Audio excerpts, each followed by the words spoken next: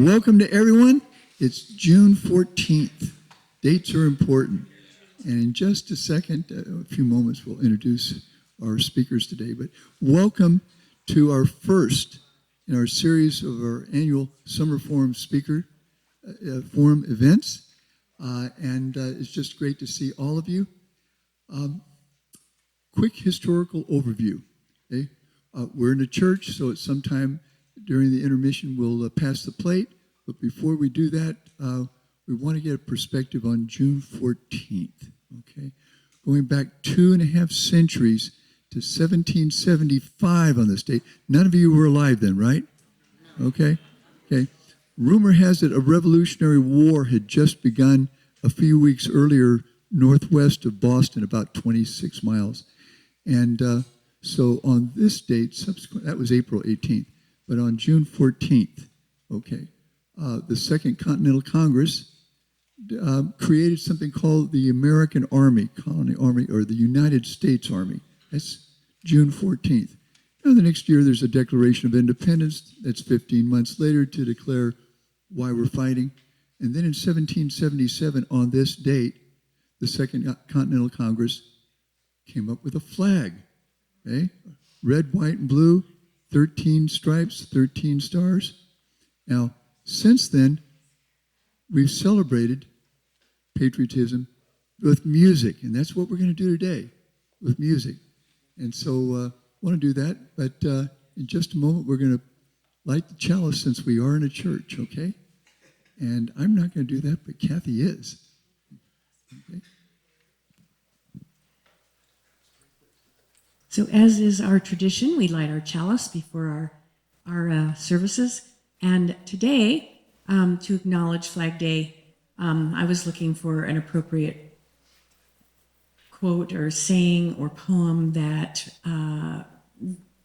characterized this day, and it was really hard because I'm really conflicted about everything that's going on with people claiming to be patriots. And so I found this one that I think it's very simple expression of what we should think about as Unitarians is, under this flag, we cherish the freedom to be ourselves.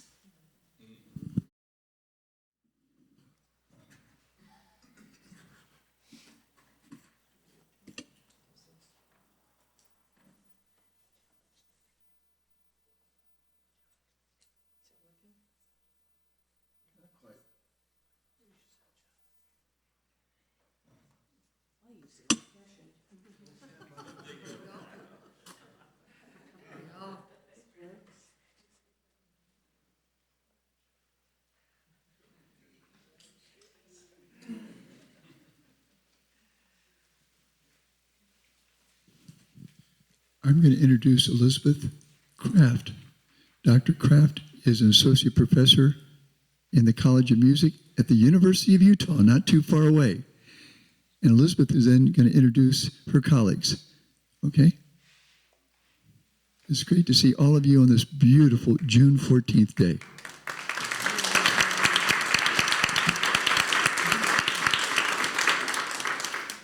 Thank you. I am Dr. Elizabeth Kraft. I'm an associate professor of musicology, so kind of like music history, music studies at the University of Utah. And I'm also a regular attendee of this church. I have a few thank yous today to everyone at the church, Cathy Chambless, Tristan Moore, and all the church leaders and administration. I'm delighted to have here today a fabulous group of performers. Professor Thomas Glenn, voice faculty member at Utah State University, Sam Plum and Ella Mae Williamson, both recent alums of the University of Utah music and musical theater programs, Caitlin Corbett, a current University of Utah student, and on piano, my wonderful colleague at the University of Utah, Professor Carol Anderson. B.T. McNichol provided the arrangement of musical comedy manual here today, and you'll see some photos that were generously shared with me by David Collins and Dr. Scott Sandage. And there are many here today who helped bring this book that this talk is based on to fruition, family members and friends, and I'm grateful for your support and help. This event is sponsored by this church and also by the Society for American Music. Their Sounding the Nation at 250 is an outreach initiative marking the 250th anniversary of the Declaration of Independence. Across the nation, this project is celebrating the nation's diverse musical and artistic legacies with a range of public events engaging broad audiences with research on American music. You can learn more at their website.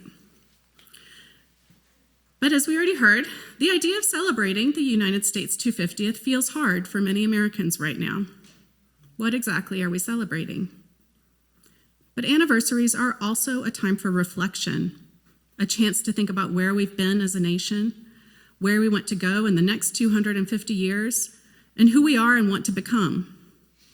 Learning about the history of George M. Cohan, his patriotic songs and Broadway provides an opportunity to think deeply and learn more about how our national culture was created in all its complexity and the central role of immigrant and ethnic Americans in that history. So in today's talk, I'm going to give an overview of Cohan. That'll be a lot of talking, and then I promise we'll hear a lot of music as well. And we'll hopefully have some time for questions and answers and discussion at the end. I happened to grow up in a small town in North Carolina that hosted the official state 4th of July festival, a 4-day affair. It wasn't until much later in my life that I learned that Independence Day was not universally considered the biggest and most important holiday in the US. Perhaps it was at that festival that I first heard Cohan's songs. Wherever I learned them, the tunes and words of the Yankee Doodle Boy and You're a Grand Old Flag were etched in my memory before I knew what Broadway was or had ever heard of a person named George M. Cohan. That's true for many. These songs, along with Give My Regards to Broadway, have become like folk songs in US culture. They hardly seem to have been composed. They just seem to have always existed. Some people can link the songs to the man who wrote them. Anyone here seen the 1942 film Yankee Doodle Dandy starring Jimmy Cagney about Cohan's life? Or has anyone seen in the Manhattan hub known as Times Square Cohan's statue walking through that busy juncture? Among musical theater buffs, Cohan is a legend proclaimed the father of musical comedy. Generally, though, when I was writing a book about him and told friends or acquaintances whom I was writing about, I was met with an uncertain look until I named a few songs and, if the titles didn't ring a bell, sang a few bars. Biographer John McCabe wrote in 1973 that Cohan is somewhat of an unforgettable, forgotten man, and if anything, he is even more forgotten since then. As a scholar, I started learning about Cohan and his shows while researching for another project on immigrant narratives in musical theater. And given my familiarity with his patriotic tunes, I was surprised to learn that he was an Irish American who wrote Irish-themed shows and songs as well. More than that, I was surprised to learn how famous he was and how much he did. In his day, as I discovered, Cohan was a megastar. You could read about him in theatrical magazines that were the people and star of their day, and in news publications like Time. When he died on November 5th, 1942, the New York Times obituary was 6 columns and 6 photographs, taking up the majority of a page, even during wartime reporting. Cohan had this Horatio Alger-like rags to riches life story. He grew up performing in vaudeville with his family's troupe, but then tried his hand at songwriting and sketchwriting. This photo is of his family, who was known at the height of their popularity as the Four Cohans. George really wanted to make it in the so-called legitimate theater, doing full-length shows on Broadway, and the remarkable part is that he did. He wrote or co-wrote over 40 shows, including revues and plays, as well as musical comedies, and he published hundreds of songs. You can see just a sampling here. His work was influenced by such figures as Edward Harrigan and Tony Hart, Joe Weber and Lou Fields, and Charles Hoyt, and he in turn influenced his mentee Irving Berlin, and, whether directly or indirectly, all who came after him. Cohan's shows stood out for their everyday speech and characters, their emphasis on plot and speed, their blending of theatrical genres like vaudeville and melodrama, and their humor. His shows are rarely performed today, in some cases with good reason, since some have portrayals of certain ethnic and racial groups that were accepted but harmful in his day and are offensive in ours. Others, with contextualization or updates, I suspect would hold up. They haven't lost the snap and humor that made them popular. Cohan didn't just write shows and songs, though. He also directed and produced them, and he performed from his childhood into his 60s and was seen at countless theaters across the country. The multifaceted nature of his career makes him stand out in Broadway history, and it was remarkable in his day as well. One critic wrote early in his career, "There may be others who can act as well as he, some who can write plays equal to his, some who can stage them, some who can write songs, compose the music, and sing it when it is composed, and some who can dance as he does. But it would be hard to find any man of equal youth who can do all these things and do them as well as George Cohan does." When Cohan bounded onto the New York theater scene in the early 20th century, Broadway, the theatrical center of New York and the nation, was coming into its own. And there was no such thing as the musical. There was vaudeville and operetta and melodrama and comic opera and farce, all these different theatrical forms. Cohan was one of the key figures who brought elements from these various forms together to form musical comedy, which later became musical theater, and who made it distinctly American. Oscar Hammerstein II of Rodgers and Hammerstein fame wrote later about Cohan, "Never was a plant more indigenous to a particular part of the earth than was George M. Cohan to the United States of his day." Cohan was coming of age as the U.S. was coming into its own as a world power. He was born in 1878 and died in 1942, and I'm struck by the tremendous amount of change during those decades. The U.S. went from being predominantly agrarian to being a nation of cities.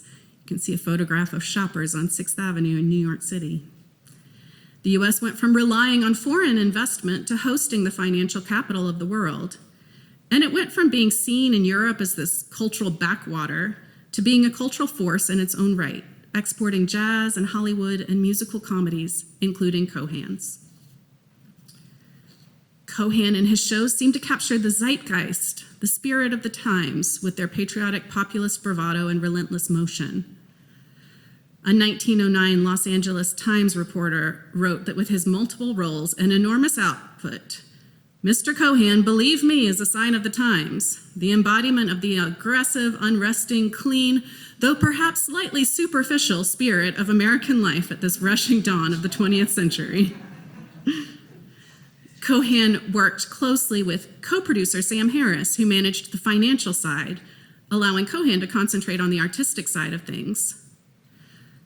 By the 1910s, he was a Broadway mogul and became known as the man who owns Broadway, which was the title of one of his musicals. When the U.S. entered World War I in 1917, he provided sonic fuel in the form of the wartime anthem, "Over There." He later received a Congressional Gold Medal for writing the song and for "You're a Grand Old Flag." In 1919, when members of the Actors' Equity Association went on strike to demand better conditions and adherence to a standard contract, Cohan, though an actor as well as a producer himself, sided with management, becoming the public face and voice of the opposition. This was a major turning point in his career. It marked the end of his successful business partnership with Sam Harris and diminished his reputation. Still, Cohan continued to write, perform, and produce throughout the Roaring '20s and Great Depression. Here we can see him as President Franklin D. Roosevelt in the 1937 musical I'd Rather Be Right, at nearly 60 years old. His career spanned decades that seemed like centuries, to borrow an evocative phrase from scholar Sonny Stalter-Pace about his close contemporary Gertrude Hoffman. Cohan made his mark on Broadway largely by thumbing his nose at highbrow European art. He wrote patriotic songs and shows and marketed himself as the Yankee Doodle personification of patriotism. His early 1903 song, "I Want to Hear a Yankee Doodle Tune," proclaimed his patriotic and musical philosophy. It's a precursor to the many patriotic show tunes that Cohan would write later, and it's a manifesto of sorts against overrated, pretentious music and in favor of American popular song. Cohan calls for a Sousa strain, as he puts it, rather than a Wagner pain, And yes, when he sang it, he gave an Americanized pronunciation of Wagner, quite purposefully, I'm sure. The song's anti-elitism, nod to commercialism, and humor have Cohan written all over them. And so does the music. It borrows snippets of other tunes like John Philip Sousa's Washington Post March, which became very typical for Cohan. It also has a pattering kind of melody that worked well for Cohan's speech-like singing style. So let's hear it. Thomas Glenn will be performing it for us today.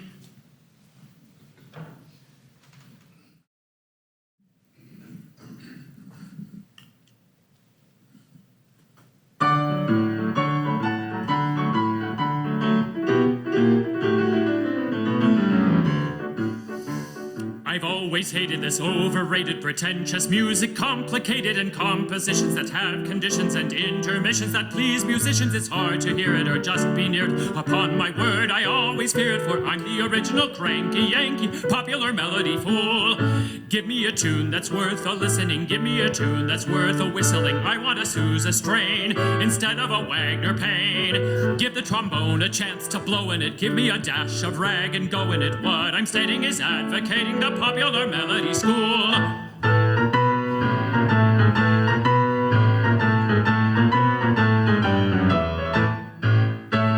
I want to hear a Yankee Doodle tune played by a military band.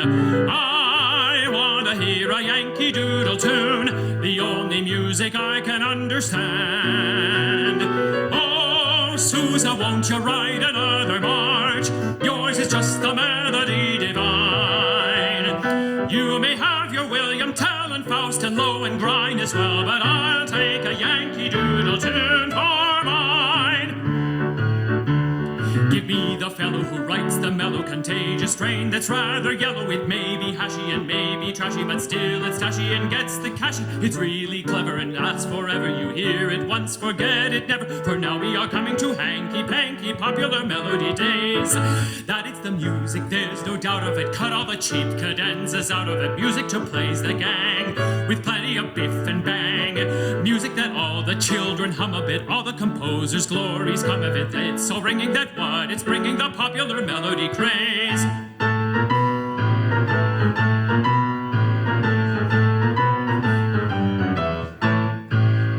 I want to hear a Yankee Doodle tune played by a military band. I want to hear a Yankee Doodle tune, the only music I can understand.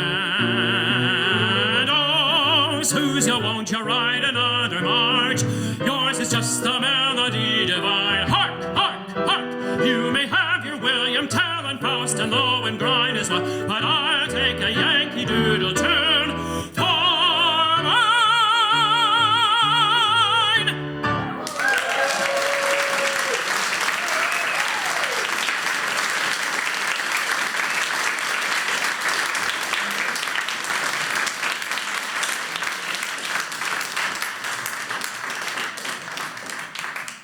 Cohan became known for patriotic songs like this one and billed himself as Yankee Doodle Cohan. Here you can see the Spotlight, which was a house organ, a newsletter that Cohan sent out. And I also love this Billboard headline about Cohan from 1906. Yankee Doodle comedian is a nephew of Uncle Sam.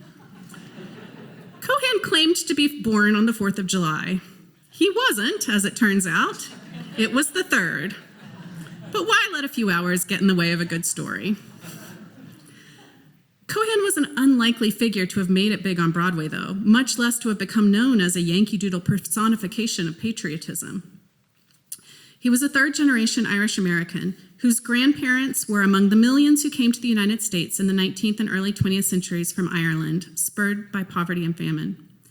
He grew up during a time when Irish Catholics in the United States were seen as undesirable and unassimilable citizens for their disadvantaged status, their religion, their perceived racial inferiority, and their politics, whether in Tammany Hall or the Campaign for Irish Nationalism. An image appearing in 1889 in the magazine Puck serves as an illustration. It shows members of various nationalities being stirred acquiescently into a vessel of citizenship, while an Irishman bearing a knife and a banner of a revolutionary Irish American nationalist organization stands defiantly on the rim. The caption reads, "The mortar of assimilation and the one element that won't mix." As Cohan broke onto Broadway, the magazine Life, which was known to be anti-immigrant, railed against Irish influence. This cartoon depicts, as literary scholar Martha Banta has discussed, what is meant to be a fearsome image, a motley assortment of non-Anglo-Saxon races, especially the Irish, subsumed into a national citizenry that celebrates St. Patrick's Day as a national holiday. Heaven forbid. This kind of blatant bigotry was all too common in the late 19th and early 20th century, and offensive cartoons like these two abound. Even some people who welcomed immigrants and believed they would improve the United States, like Theodore Roosevelt, felt immigrants should fully assimilate and be undivided in their attachments. "We must Americanize newcomers in every way," he proclaimed in 1894. "The immigrant must revere only our flag. Not only must it come first, but no other flag should even come second. He must learn to celebrate Washington's birthday rather than that of the Queen or Kaiser, and the 4th of July instead of St. Patrick's Day." Again, with the not liking St. Patrick's Day thing. "Above all, the immigrant must learn to talk and think and be United States." Early in his career, Cohan seemed to embody this vision of immigrant assimilation, veering away from his Irishness.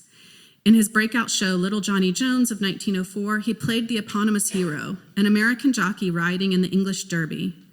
As Jones, he sang the Yankee Doodle Boy, introducing himself as young and energetic, a bit cocksure, and the epitome of patriotism, with the July 4th birthday, just like Cohan claimed for himself. Cohan gives Jones an Anglo-American lineage in the song, with parents named Hezekiah and Anne Mariah, and he ends the chorus with the provocative question, "Oh, say, can you see anything about my pedigree that's phony?" He seems to place himself, a so-called hyphenated American, on equal footing with so-called old stock Americans by donning that guise and daring audiences to say otherwise.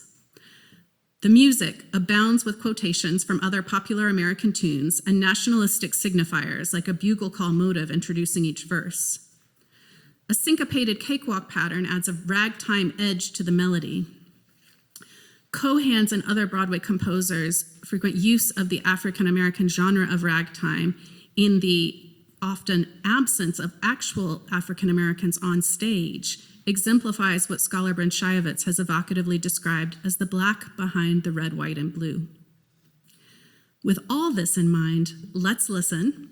Here's Sam Plum and the ensemble to sing the second verse and chorus of The Yankee Doodle Boy.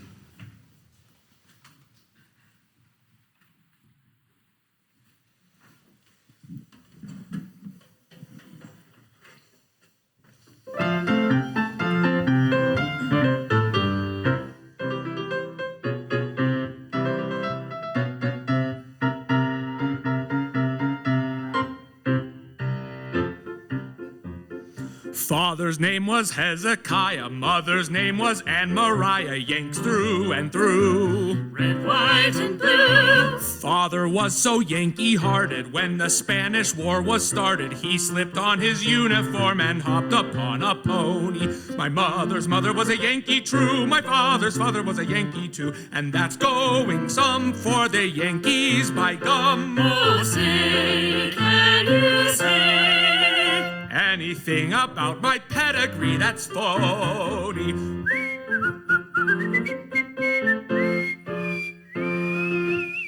I'm a Yankee Doodle dandy, a Yankee Doodle do or die, a real-life nephew of my Uncle Sam, born on the 4th of July. I've got a Yankee Doodle sweetheart, she's my Yankee Doodle joy. Yankee Doodle came to London just to ride the ponies. I am the Yankee Doodle. He is the Yankee Doodle. I am the Yankee Doodle boy.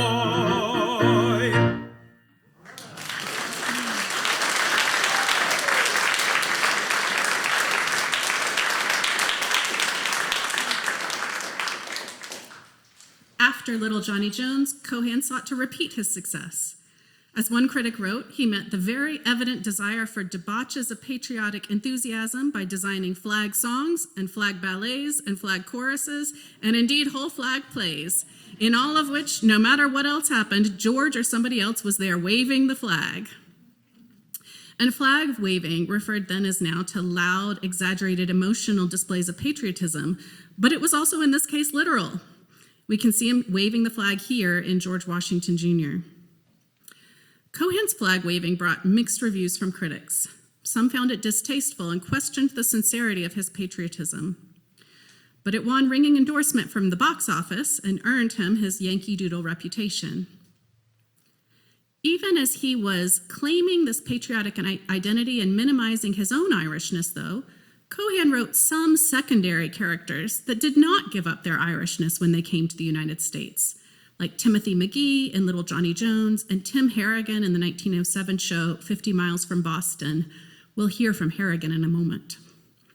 And in the mid-1910s and 1920s, when he was well established professionally, Cohan turned more fully toward his Irish identity. He became more involved in Irish American organizations, and his Irish characters moved from being secondary roles to being protagonists. He wrote 4 shows about Irish Americans' heroes or heroines. Even though the Irish in the United States were economically and culturally on the rise during this period, they still were not fully accepted by the old stock. In the 1920s, the Johnson-Reed Act severely restricted immigration, and a revived, reorganized Ku Klux Klan targeted Catholics as well as Jewish and Black Americans. In his Irish American themed shows, Cohan explored through song, dance, and romance what it meant for the Irish in the US to become American, depicting his Irish American characters as both proudly Irish and good citizens. So let's hear excerpts from a couple of his most beloved Irish American songs. First, Harrigan from 50 Miles of Boston, which happened to be operetta composer Franz Lahar's favorite Cohan tune. And then the waltz, Nellie Kelly, I Love You, from the 1922 show Little Nellie Kelly, which was one of Cohan's most popular and later became the starting point for a film by the same name with Judy Garland. We'll hear Thomas Glenn, Caitlin Corbett, Ella Mae Williamson, and the group.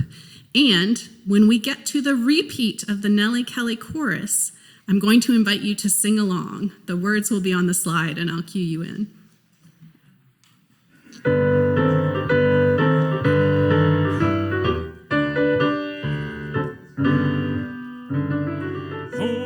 The man who will spend or will even lend. Harrigan, that's me. Who is your friend when you find that you need a friend? Harrigan, that's me. For I'm just as proud as my name, you see, as an emperor's or a king could be. Who is the man helps a man every time he can? Harrigan, that's me. H-A-R-R-I-G-A-N spells Harrigan. Proud of all the Irish blood that's in me. Divil a man can say a word again me. H-A-R-R-I-G-A-N, you see, is a name that a shame never has been connected with. Harrigan, that's me.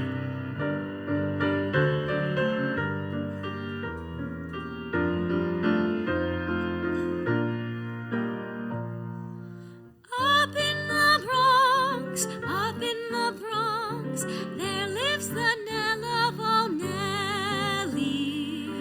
Everyone's pal, everyone's gal, everyone swears she's a saint unawares. Every Saturday night, night of delight, everyone gathers at Kelly's. Nobody ever knows out of all of her beaux if there's any particular boy. It's the same old song they sing, I love you. The boys are all mad about Nellie, the daughter of Officer Kelly. And it's all day long they bring flowers all dripping with dew, and they join in the chorus.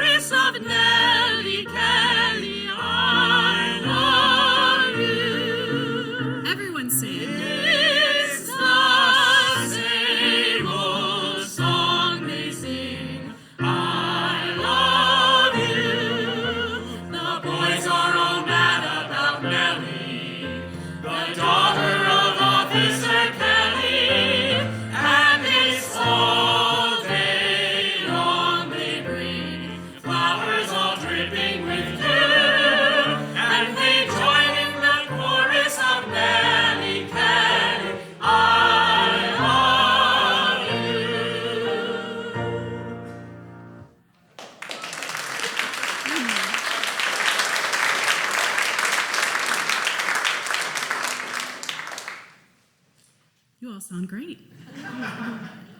While Cohan's Irish-American shows were entertainment first and foremost, their socio-political messages were also clearly discernible. A passing comment in a 1924 Time magazine article about another of Cohan's Irish-American themed shows, The Rise of Rosie O'Reilly, tells us much in just a couple of sentences. George M. Cohan is responsible for this obvious defy to the Ku Klux Klan. He has been responsible for several others in the same mold in the past few seasons. I focused today on Cohan's patriotic and Irish-American identities, both of which were central to his work and public influence. The other part of today's title, On Broadway, was equally significant. Cohan wrote shows and songs about Broadway. In fact, the word Broadway appears in 4 of his show titles and over a dozen of his song titles. And he wrote about Broadway in the media so much that he dubbed himself Broadway's press agent. At one point, when he was planning to retire from the stage, he even wrote a highly publicized letter to Broadway. He didn't retire, by the way. Claiming he was going to and then coming back was a lifelong pattern. Cohan's writings, shows, and songs helped make Broadway the mystical symbol of American theatrical entertainment we still know today, and packaged that mythologized Broadway for consumption across the nation. Let's hear the most famous of those Broadway songs, Give My Regards to Broadway.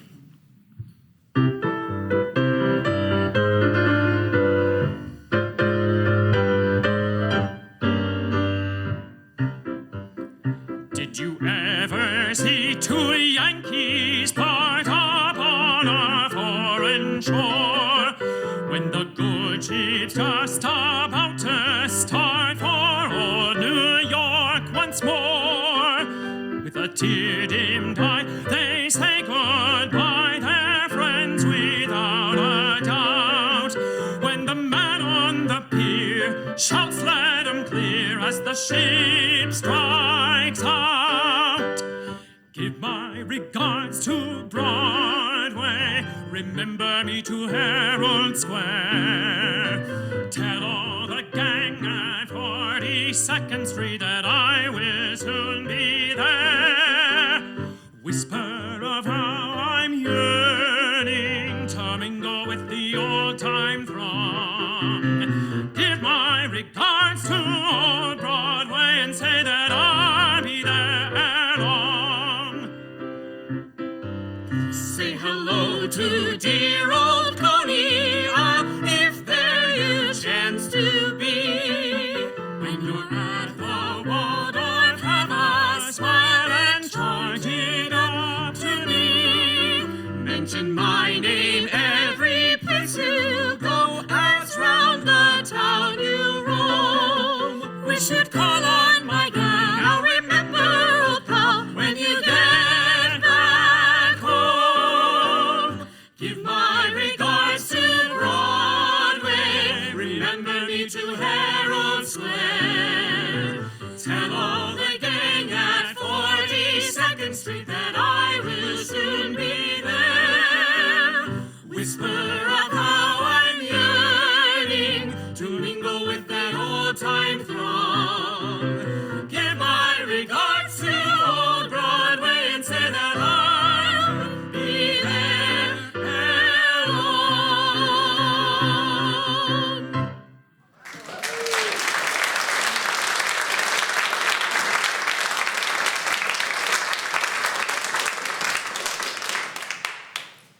One of the most fascinating things about Cohan is how, throughout his career, he was very savvy in self-publicizing and cultivating a celebrity status. In 1911, a theatrical manager called him quite the most dominant, popular, and conspicuous figure we have had in the amusement field for a decade. Theater stars then were akin to Hollywood and pop stars today, and Cohan knew very well that publicity was part of the theatrical game. George M. Cohan is the only commodity I've had to sell, he said toward the end of his career, and I have not hesitated to sell it from one end of America to the other and in countries across the water. And he was indeed known across the water as well. One of my favorite finds during my research was this sheet music for the Yankee Doodle Boy in Dutch. Cohan captures this sense of celebrity in a snappy, humorous way in a song called The Musical Comedy Man from his last unfinished show of the same title. It comments on the constructed nature of the main character, Joe Callahan's Yankee Doodle persona. It becomes clear throughout the script that Joe Callahan is a thinly disguised George M. Cohan. In the verse, Callahan describes his walks around the city being for the purpose of advertising, and the ensemble sings that they know it's all a pose, but like it anyway. This wink and nod show has the patriotism, the entertainment, and the celebration of musical comedy that were Cohan's hallmarks. And here to sing it in an arrangement by Douglas Minard are Thomas Glenn and company.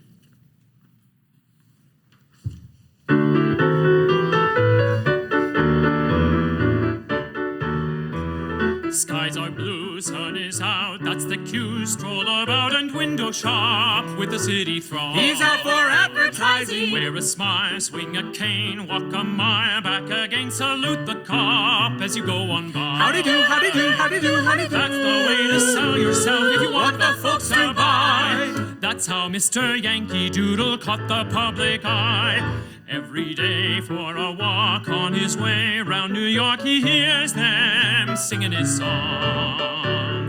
There he goes on his dancing toes with that famous American stride, full of musical comedy pride. Traffic holds up when he hits Main Street. Broadway knows that it's all a pose. It's a perfect publicity plan. But they like the pose, those dancing toes. They even go to see his shows. They famed him. They've even named him the Yankee Doodle. Yankee Doodle. Yankee Doodle. Yankee Doodle. Musical comedy man. Meets a gal, buys a drink, meets a gal, tries a wink. They vote for him if he ran for king. He'd make a corking ruler. Oversee London town, nose free, up and down, a vote for him in the early spring. Ship ahoy, ship ahoy, ship ahoy, ship ahoy. He's the kind that's hard to find yet Always in demand. Autographs and photographs all spread throughout the land. When he hikes for a lark, when he strikes Central Park, the nurse girls and babies all sing. There he goes on his dancing toes with a famous American stride, full of musical comedy pride.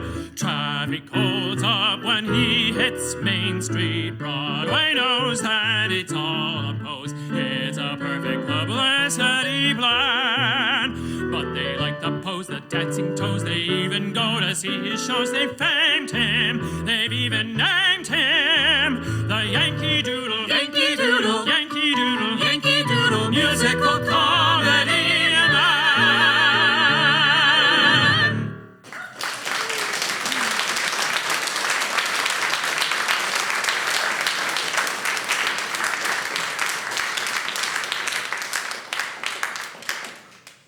I just love that one. It's really too bad that he didn't get to finish and produce that show. Before closing, I would be remiss if I didn't acknowledge, as has already been said, that today is also Flag Day, designed to commemorate the day in 1777 when the Continental Congress determined the composition of the nation's banner, and that Cohan wrote the most famous song about the flag, You're a Grand Old Flag. It was the first song written for Broadway to sell over 1 million copies. But it was originally written and released under another title. If you grew up singing it as I did, you might have noticed this clunky non-rhyme. You're a grand old flag, you're a high-flying flag, and forever in peace may you wave. The repetition of grand old flag, high-flying flag, makes it seem like Cohan was just out of ideas for a rhyme. But the song was originally You're a Grand Old Rag, sung in a scene with veterans and a tattered battle flag. As Cohan told the story, he was inspired to write it after hearing the phrase delivered fondly from a Civil War Union Army veteran. But some objected, including, according to him, the government, and so he changed the name. Now, I take every story Cohan told with a grain of salt. But the fact that the song was originally performed and published under another name is irrefutable.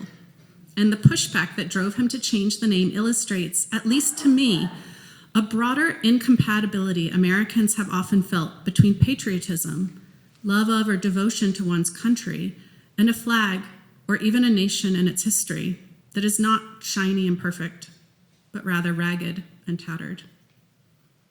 In many ways, Cohan embodied these juxtapositions of Irish lineage and American identity, of writing works recognized for defying the KKK, while also sometimes employing harmful stereotypes, of an idealized Broadway and nation and its often harsh realities. These contradictions and the tension in American identity between where we are and what we wish to become are quintessentially American traits. And so for me, the idea encapsulated in this word change of rag to flag, the insistence that the flag always be portrayed in a shimmering light, denies us the capacity to acknowledge what we've been through and continue to go through together. Unfortunately, I see this erasure persist today when classrooms are surveilled and executive orders passed to make sure only positive aspects of our national history are shown in our monuments and museums and taught in our history.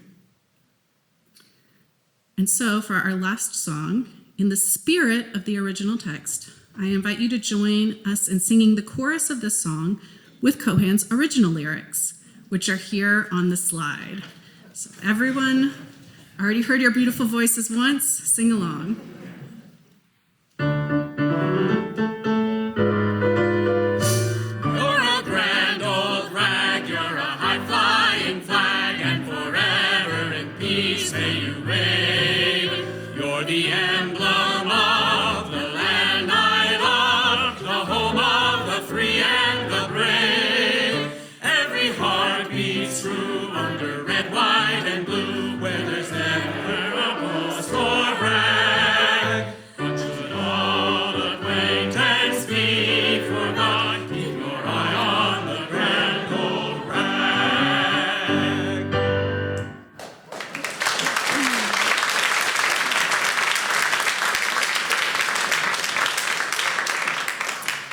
Of Cohan's dozens of shows and hundreds of songs, it is his stirring patriotic ditties, like You're a Grand Old Flag, that persist most of all today, over 100 years since their creation, sung in schools, sometimes for political purposes, and in celebrations like those we'll surely see in a couple of weeks when we mark the nation's 250th. Knowing their origins, written for Broadway by a member of a marginalized immigrant group at a turbulent time in U.S. history, reminds us that national identity has long been contested, how American culture, like the musical, has been created through that contestation, and of the critical contributions of various marginalized immigrant and ethnic Americans to our national culture, and indeed the very ideas and sounds of patriotism.